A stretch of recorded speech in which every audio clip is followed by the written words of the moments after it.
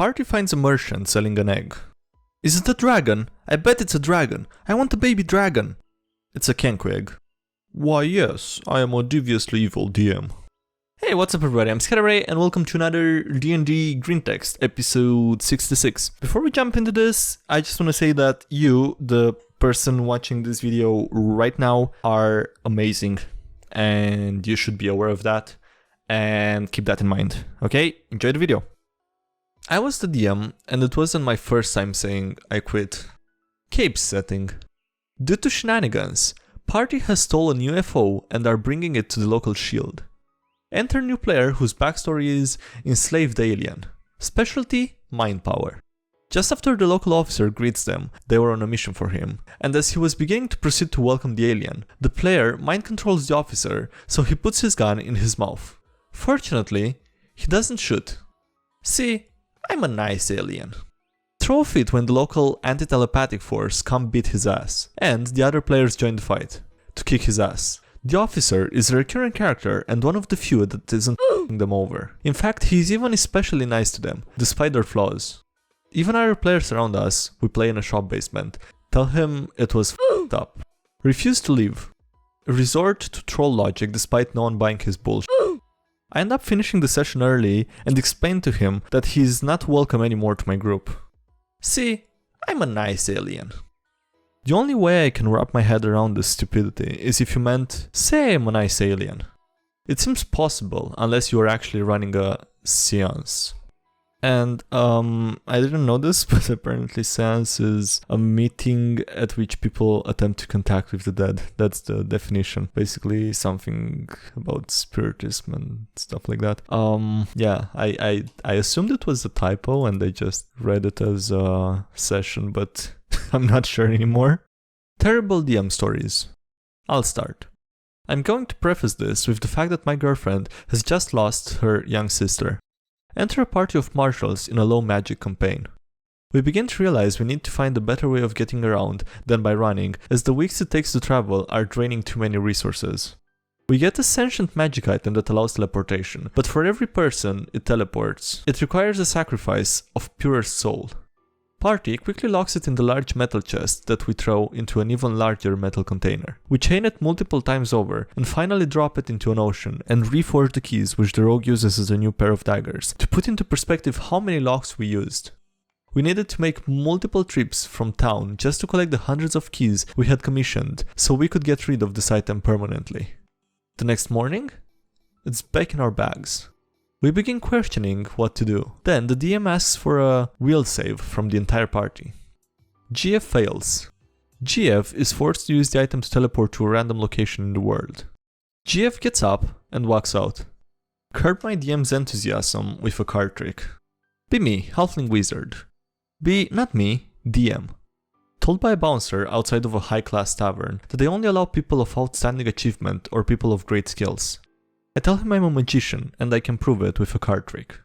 I use minor conjuration to summon a deck of cards and ask him to pick one. He draws.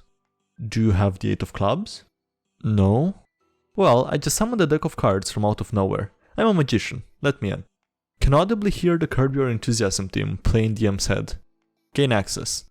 I remember once when my party and I had been commissioned to deal with a Medusa in the nearby woods. We were completely unaware of just how dangerous such creatures are, and so eagerly agreed. The Medusa got the drop on us, and after only a few rounds of combat, my entire party had been petrified, leaving just me, a low-health wizard, to deal with a nearly full-health Medusa.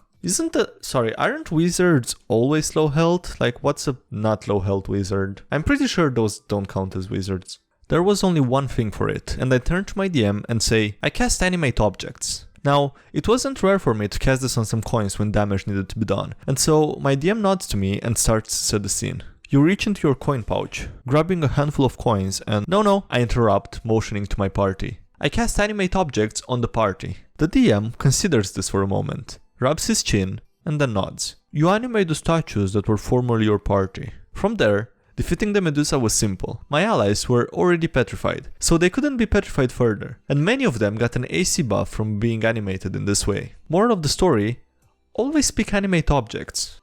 This week's session has been spent on stupid, inconsequential bullshit yet again, and 2 of the players have been visibly dying of exhaustion by the last 2 hours, but that's the only time per week we can play.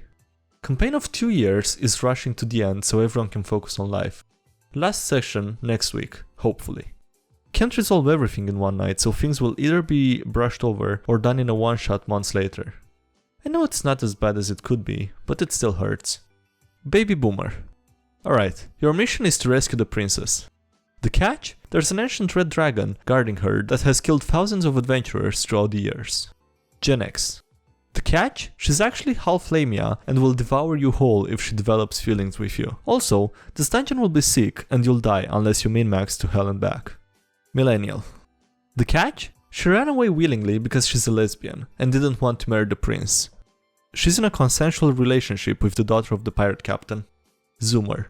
The catch? The dragon guarding her is actually a Lovecraftian great one, will drive you insane, and there is actually no princess. The queen was infertile and died many years ago. The king discovered he was in a game world and accidentally summoned the great one into the world. The peasants are going to revolt because the disappearance of the princess led them to believe the king is actually a cockroach in disguise, and the princess can't be found because she's a small cockroach. The peasants are going to revolt, so you'll have to perform guard duty for the foreseeable future when you get back.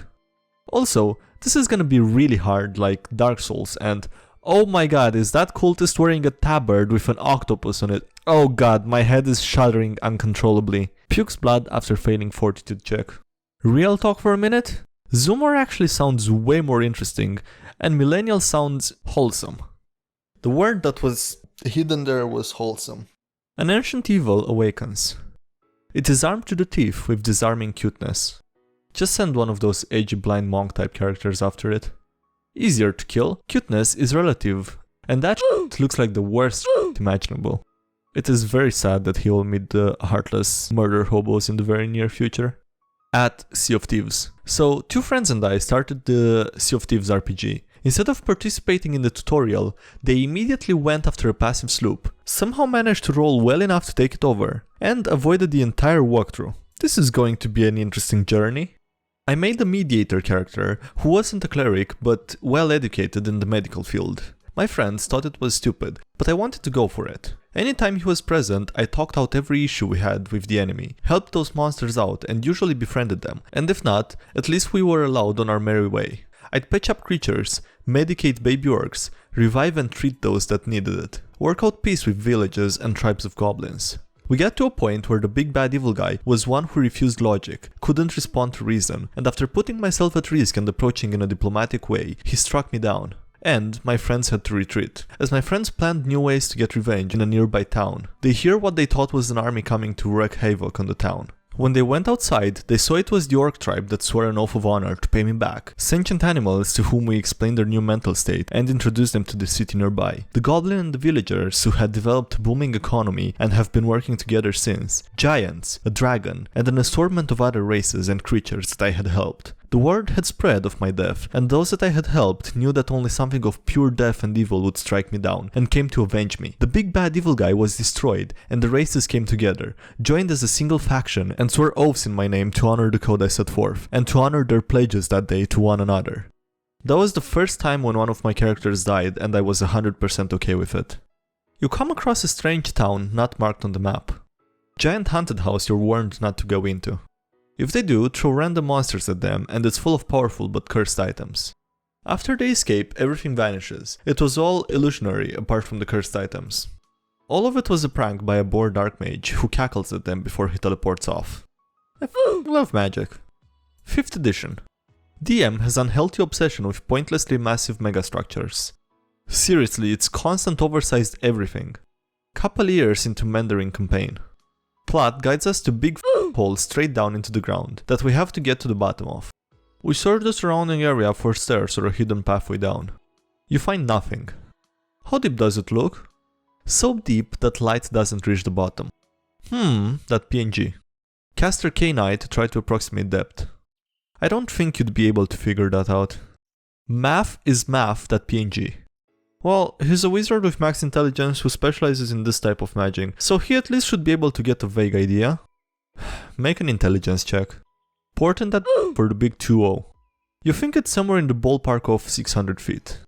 Ah, I should be able to fly us down. If some of us shrink, my flight can get us 600, and if there's any distance left over, we can feather fall. At least I think I'm doing that math right. You said 600 feet? More like 1200 feet. He definitely said 600, but okay. Featherfall should definitely be able to last the rest of the way. I'm pretty sure Featherfall doesn't last for 2000 feet. Confused black guy, that gif. Well, if we have an approximation of depth, we should be able to freefall a little ways and time our featherfall appropriately. I'm pretty sure that's not how falling works. Pretty sure you just fall the whole way instantly. Wait, what the f- What do you mean you fall the whole way instantly? What? That's fine, I wanted to burst a blood vessel anyways. Spend, I shit you not, a hour arguing about gravity and action economy. After said hour, DM finally allows us to use common sense to get past the plot point he railroaded us into. Later, text DM. So, now that we're past it, what was your intended solution to the pit puzzle? I don't know lol, sometimes problems in life have no solution and just are what they are. So, what was the point of changing it? No response. Just take a deep breath, put it out of mind, and forget about it. Is your GM Tsutomu Nihei? Maybe put a picture of that. I don't even know who that is. Oh, it's the guy that made the Blame manga. Okay, I didn't read it, but I heard of that. Alright, that was it for this video, you awesome person. Thanks for watching, I hope you enjoyed. Leave a like if you did and subscribe for more. There's links below if you want to support me on Patreon, and thanks to everyone who's already doing that. It's much appreciated. Links if you want to join the Discord server and talk with people about D&D and random stuff, I don't know. And yeah, that's all. Thanks again for watching, and I'll see you next time. Have a great day, bye!